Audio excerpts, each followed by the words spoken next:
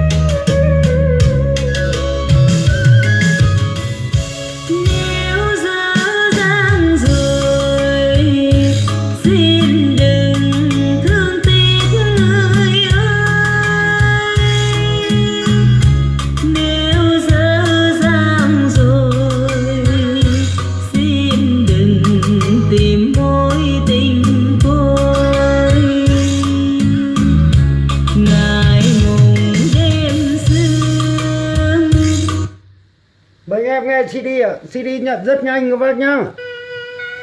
Nói chung là các chức năng cam kết luôn, audio bên mình là cam kết luôn ạ.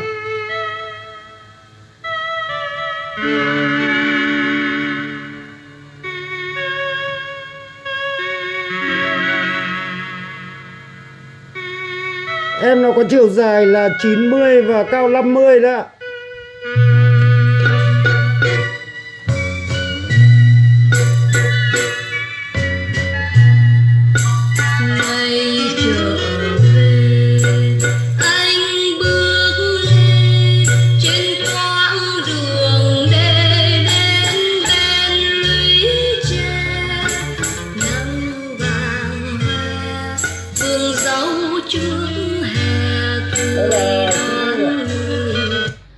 CD nhận rất nhanh các bác nhé. Đây là tua bài đấy ạ.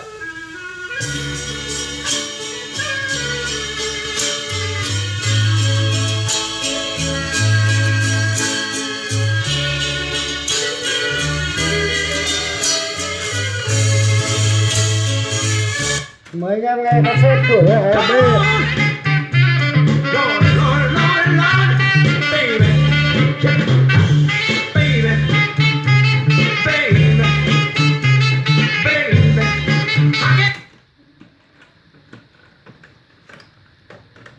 Mấy anh em nghe cửa A luôn ạ.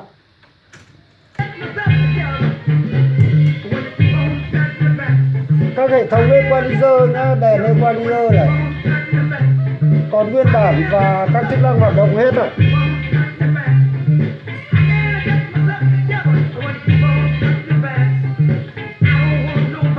Đây là cái chiết áp to nhỏ là các bác cứ giữ làm nhỏ lại và cứ giữ lại to lên ạ.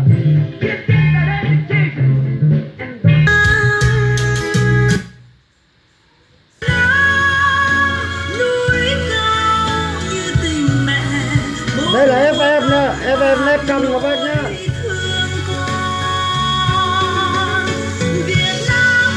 Âm thanh cực kỳ là tốt luôn ạ.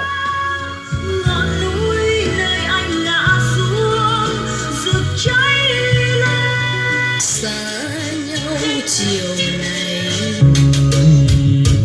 mà tình tròn khi còn đây bên mình bắt qua Bluetooth nhá. Mọi người cứ hỏi là có bắt được Bluetooth hay không. Các bác về chỉ có cái cục Bluetooth mấy chục nghìn là ok thôi ạ.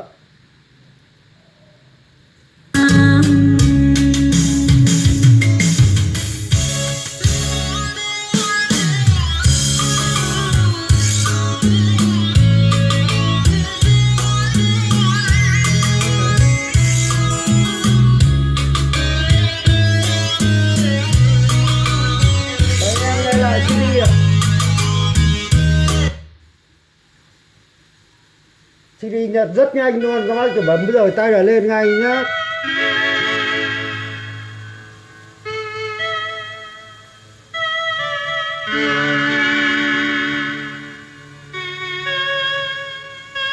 Cảm ơn anh em đã theo dõi clip của Hợi Xuân. Hợi Xuân chào và hẹn gặp lại.